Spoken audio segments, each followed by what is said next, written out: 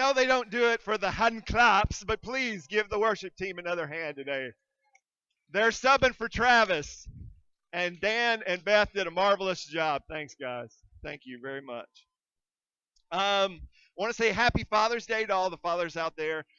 Don't forget that God is the guide to being a good father, okay? Don't forget that God is our perfect father.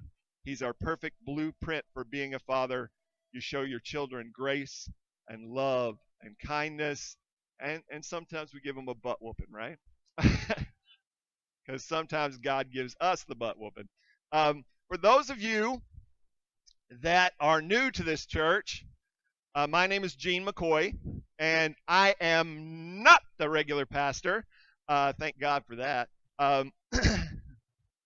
Our regular pastor, Jason Jordan, is on a well-deserved vacation, and Jason Smithy and I are given the unenviable task of filling Jason Jordan's big shoes. If you're familiar with the Muppets at all, here's how it goes. Jason Jordan is Kermit. He runs the show. Jason Smithy, he is Fozzie. He's always quick with a good joke or story, all right? And I am your lovable weirdo Gonzo. This is not going to be normal. This is not going to be your regular church, so please forgive me if I say something, correct me in private.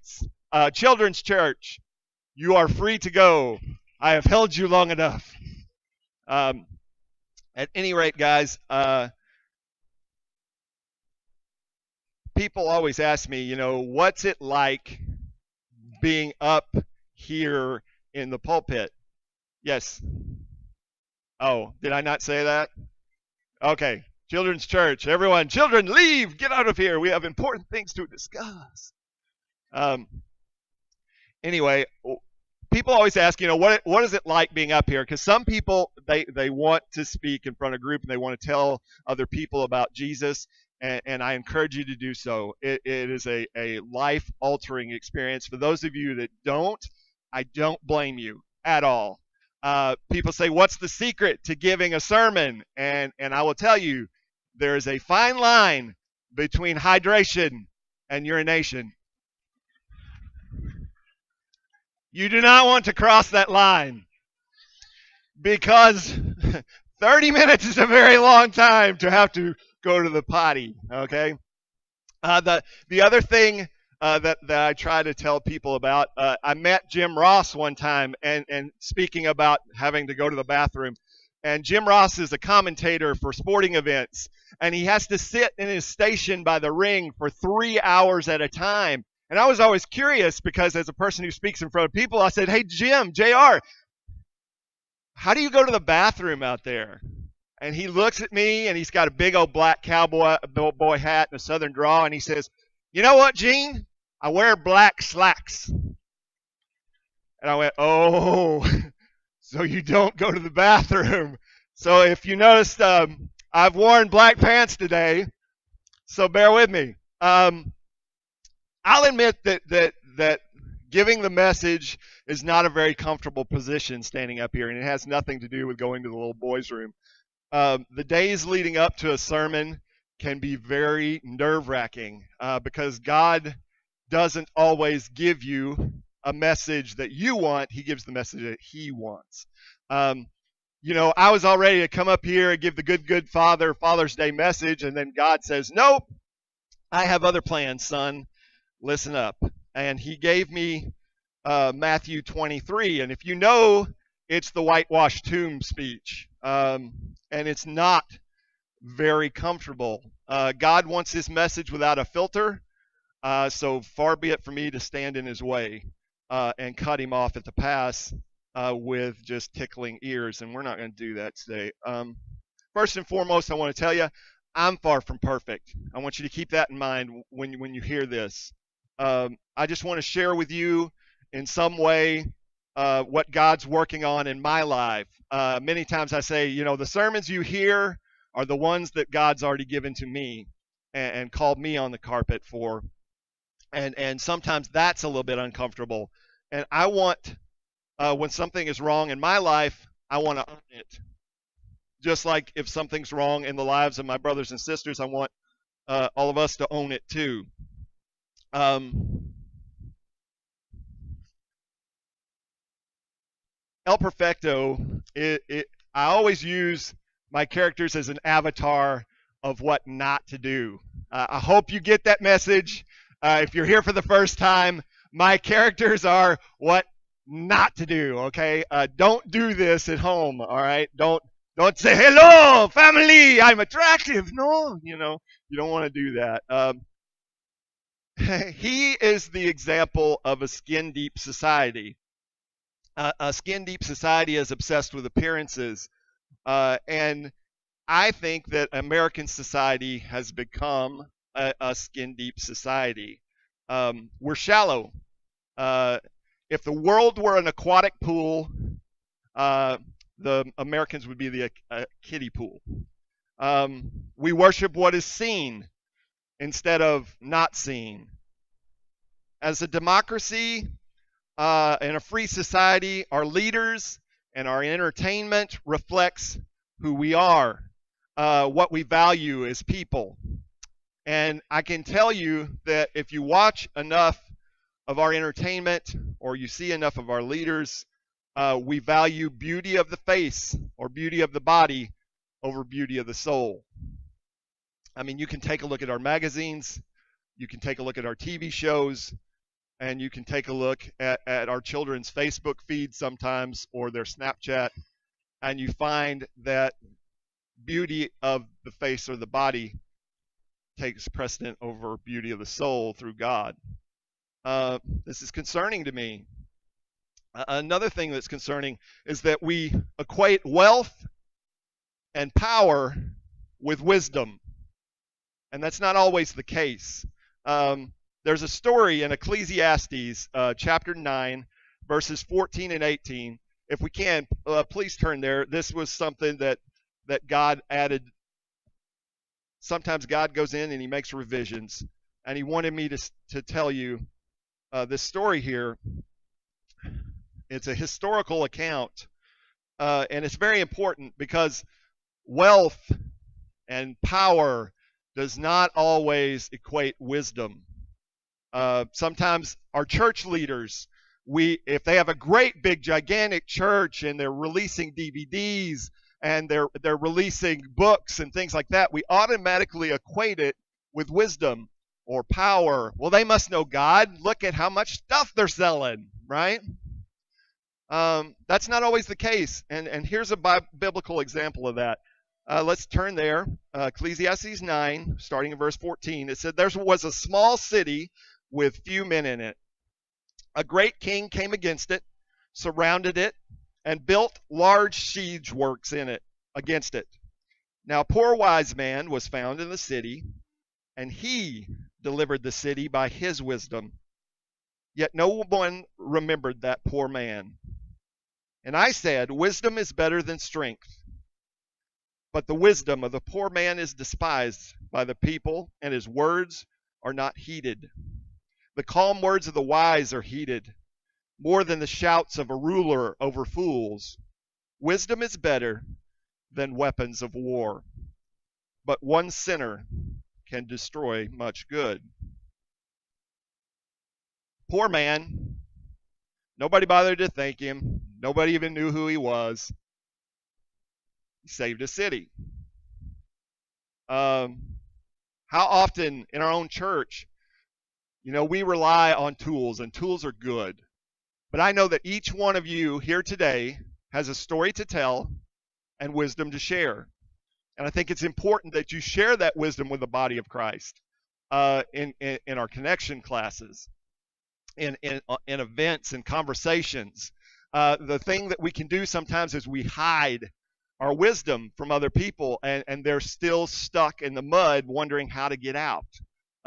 So I think it's important when somebody asks you for help that you don't give them the, well, I don't know how I got here either. Paul says always be ready with a defense of the scripture. Will always be ready with how you got out of a trap, okay, and share it with somebody else. We're talking about American society. Because we live in an American society and absorb American culture, we, the church, are in danger of mirroring America, a skin deep society, instead of mirroring Jesus. You know, I think many times that we get a little enamored with the person in the mirror. We're going to look at the dangers of this skin deep church using Matthew 23. So if you could all turn there right now. We're not going to read the whole chapter, but we'll skip around enough to get the idea. I want to take a look at a few of the qualities of the skin deep church, using the Pharisees as an example, and I want to look at the Christ-like church using Jesus as a guide. Now, from the outside, Jesus and the Pharisees looked very similar. Appearances were equal. Both devoted their lives to God. Both followed Mosaic law. Both knew scriptures backwards and forwards. And both were missionaries who were determined to spread God's message. So on the surface, they looked alike. Yet Jesus saved his angriest words for the Pharisees. Why? It's because the Pharisees were worshiping in a skin-deep manner. And it was confusing to the people to see this. You know, these are the people that are supposed to be following God. These are the people who are supposed to be mirroring things, and they're hurting us. So Jesus saw this, and Jesus wanted to give them the message and get the message to the Pharisees that, you know, you guys can be mistaken for people who love God, but your hearts are far from him. And sometimes we need a butt kicking to wake us up. Sometimes we need that you know, hey, you guys are doing it wrong. And so we're going to look at this speech today, and we'll turn there right now. Matthew 23, verse 1.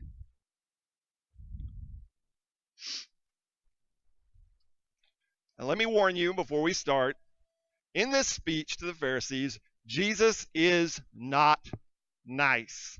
Okay? I think sometimes we believe that one of the attributes of being a Christian is being nice at all times. And that is not true. It's just not true. Sometimes we need a friend to put an arm around us in a relationship and say, hey, look, you're hurting people. So when Jesus is speaking, it might be an eye-opener for some of you who have only studied, you know, the surface of the Bible, that Christ is this nice guy all the time. Sometimes as parents, we're not nice all the time. Sometimes when the kids act up, you know, mom or dad have to come down a little harsh to get their attention. I think that's what Jesus was doing here. He was getting the Pharisees' attention and also warning the people who were observing the two. You guys look similar. Why are you yelling so much? And Jesus goes, I'll tell you. Jesus spoke to the crowds and his disciples, and he said, the scribes and the Pharisees are seated in the chair of Moses. Therefore, do whatever they tell you and observe it. But don't do what they do, because they don't practice what they teach.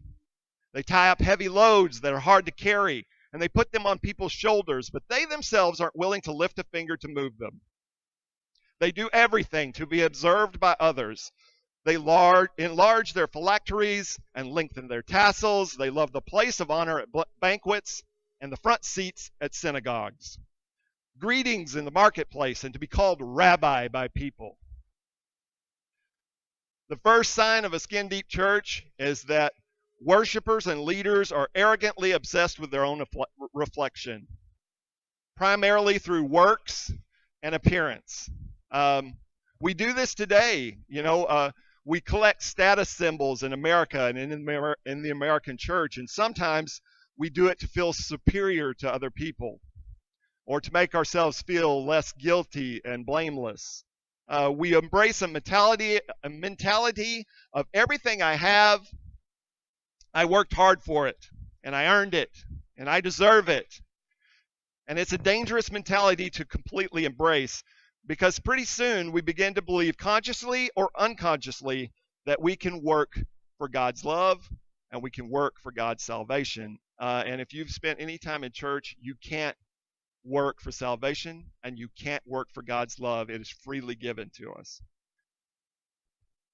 You know, we build big towers and we put our name on it and we give ourselves the penthouse suite and we look out the window at the people below from the top of our ivory tower, and somehow people below begin to look smaller when you're up that high. And when people look small, they become insignificant to us. They're lazy because they don't work as hard as I do. And the smaller they get and the higher you get, the more God is completely left out of the equation. With a works-based mentality, in our minds, we worship at the idol of me. We don't have to feel convicted because we worked hard for purity, right? But Christ teaches us that it's not about how pure you are. That closes you off from the world. It's recognizing that we are impure in God's eyes. Because once you do that, you realize we're all in the same boat. We're all the same, no matter what we look like, what we talk like. And therefore we realize, hey, I'm no better than you. Let's continue. But woe to you, scribes and Pharisees, you hypocrites, you lock up the kingdom of heaven from people. For you don't go in, and you don't allow those entering to go in. Woe to you, scribes and Pharisees, hypocrites, you devour widows' houses and make long prayers just for show. This is why you will receive a harsher punishment. Woe to you, scribes and Pharisees, and you hypocrites, you travel over land and sea to make one follower, and when he becomes one, you make him twice as fit for hell as you are. Whoa, whoa, whoa, whoa, Jesus, not nice. You know? Whoa. They call it the woe speech. Because many times when we're reading it, we can only read 3, verses at a time, and then we go, whoa, Jesus. I don't know if I can handle this. But if you read here in 13 through 15, skin-deep worshipers are also, here's the second point, hypocritical slave masters who create division, and they put people in chains. And here's some of the chains that they use. Chains of comparison to feel superior. We crush people through outward comparisons. I'm white and they're black. I'm Republican and they're Democrats. I'm rich and you are poor. I'm smart and you're dumb. I am a Pharisee and you are below me. There's a great writer named Anne Lamott, and she says that you can safely assume that you've created a God in your own image when it turns out that God hates all of the same people that you do. Very clever woman. We also crush ourselves inwardly by comparison, the chains of comparison. Have you ever told yourself, oh gosh, they're so talented and I don't have a talent to offer God? They're so rich and I'm so poor. They're so pretty and I'm so ugly. They're so powerful and I'm just a speck.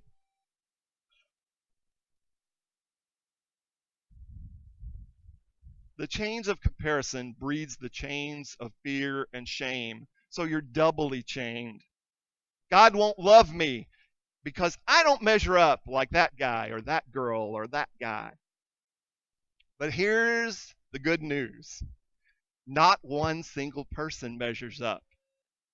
Christ measured up for us. He's righteous, he's just, and he loves us very much. It also breeds the chains of anger. It shuts up our ears to serious societal problems when we make comparisons with one another. You wonder why our nation is fighting and in the state that it's in. It's because we won't listen to people, because we're too locked in our own bubble. And that bubble becomes a prison when we are surrounded by nothing but our own selfishness. Jason Smithy talked about that a lot last week. Our ideas, our opinions, our wants, our needs. And then we become blind people, stumbling around in the house and hurting the people that we love, the people that we should love. our brothers and sisters in Christ. We're tone deaf. We're just like El Perfecto. We're not even aware of our own surroundings. There's a story that David Foster Wallace tells, and he said there are these two young fish swimming along, and they happen to meet an older fish swimming the other way.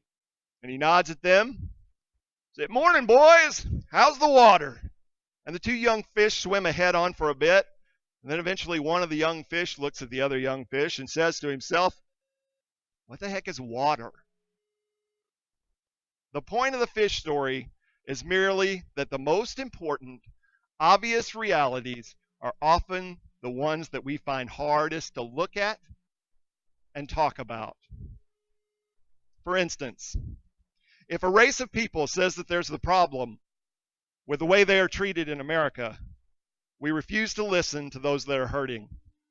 We do it because we're locked in our own bubble. We have no basis for understanding them at all, so we don't even try. It's all about us and us alone.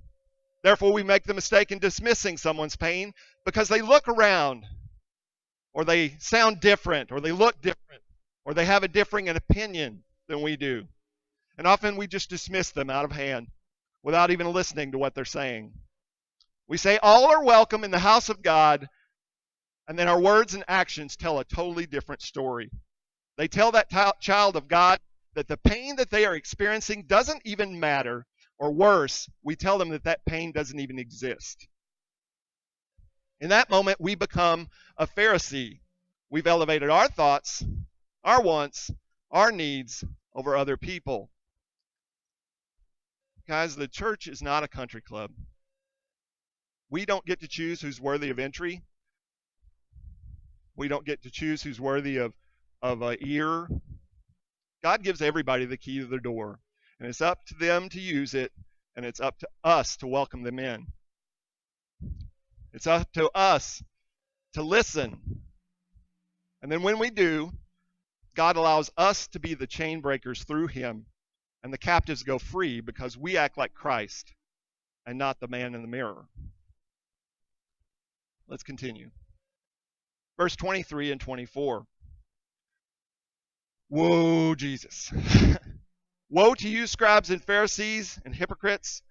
You pay a tenth of mint and dill and cumin, yet you have neglected the more important matters of the law: justice, mercy, and faith.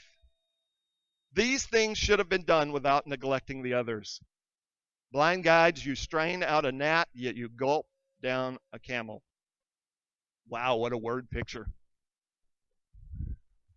You take forever to swallow a gnat, but man, are you quick to devour that camel.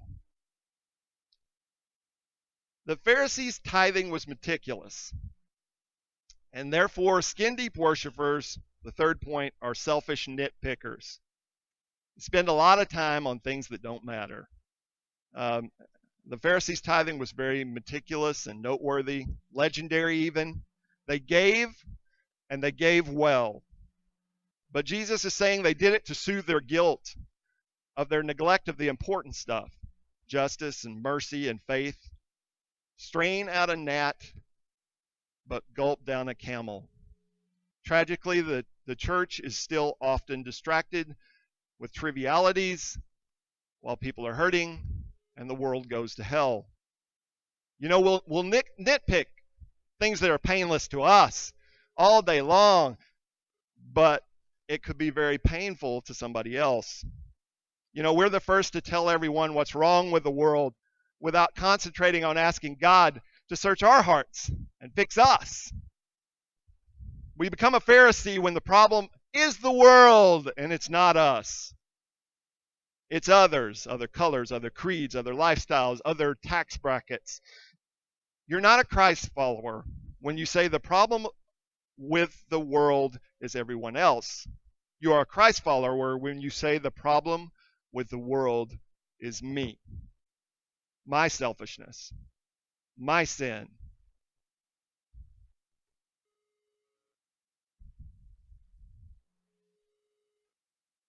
Our selfishness is particularly on display when we selfishly nitpick people who have less than, the poor, We want to hold them to our standards of living and our standards of doing things. It's been said that it's not the government's job to help the poor, it's the church's job to help the poor. And I think we're foolish when we say this. This statement is fundamentally flawed, and it's nothing like God's heart. And let me tell you why. Think about it. When God was running a theocracy, which is a government led by God, in the desert, welfare was baked into his laws. You can find this in Leviticus and Deuteronomy. Tithes were collected, and this was a provision for the Levites, the immigrants, the widows, the orphans, and outcasts. Farmers were not to pick their fields clean so that the poor could come through and glean the food that they needed to survive. Every 7 years, creditors had to release their neighbor's debt, all of it. Every 50 years, all the wealth that the rich had amassed was redistributed.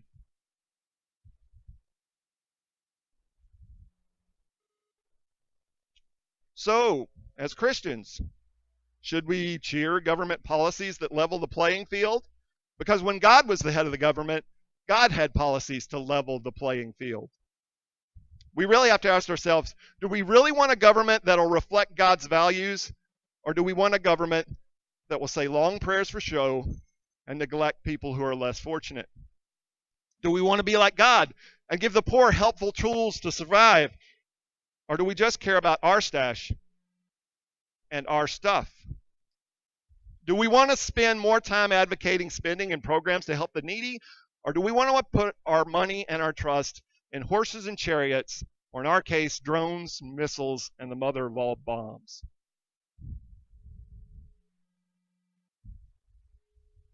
Let's continue. 25. Woe to you, scribes and Pharisees, you hypocrites! You clean the outside of the cup and dish, but inside they are full of greed and self-indulgence. Blind Pharisee, first clean the inside of the cup, so the outside of it may also become clean. Woe to you, scribes and Pharisees, you hypocrites! You are like whitewashed tombs, which appear beautiful on the outside, but on the inside are full of dead men's bones and every impurity. In the same way, on the outside you seem righteous to people, but on the inside you're full of hypocrisy and lawlessness. Jesus is warning us against being the reason why Christianity has been weakened in America. Sometimes we have become hypocrites. We often say one thing and then we do another. We blindly trust our own wisdom and we ignore the wisdom of God. You know, you've heard it said, there's a war on Christianity. But if you believe that there's a war on Christianity in America, have you ever thought of the possibility that the war only exists because we fired the first shots?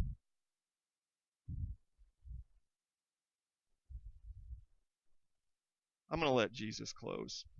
He told a story of how he wants us to be, and it's in Luke 18. It's verses 9 through 14. You guys have heard me say this verse, every few times that I've been up here. It's my favorite verse in the Bible. Whenever I'm feeling too full of myself or think the guy in the mirror is cool beyond belief, and I arrogantly think that I'm special, more special than somebody else, I go to this verse. And God reminds me of what real righteousness is. Jesus told this parable to some who trusted in themselves that they were righteous, and they looked down on everyone else. Two men went up to the temple complex to pray. One was a Pharisee, and the other was a tax collector. Before we continue, tax collectors were despised, kind of like they are today. But remember the tax collector when you read this story.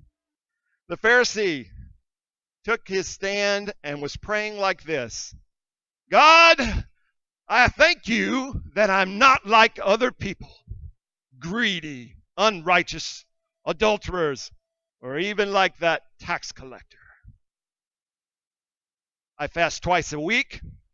I give a tenth of everything I get. But then the tax collector, standing far off, would not even raise his eyes to heaven, but kept striking his chest, saying, God, turn your wrath from me, a sinner. And Jesus continued, I tell you, this one went down to his house justified rather than the other, because everyone who exalts himself will be humbled, but the one who humbles himself will be exalted.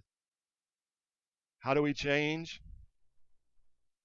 We start by waving the white flag. We surrender to God.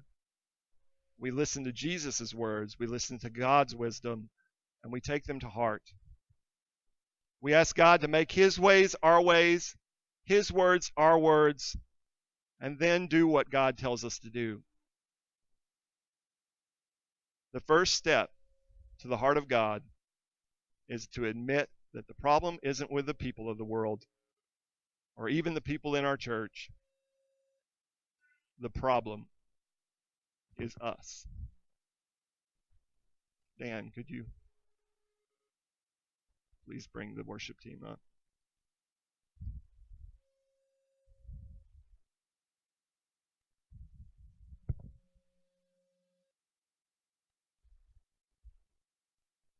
Well, happy Father's Day. Sometimes God has His own wisdom, God has His own plan, and His own way of doing things, and I hope that I didn't get in the way.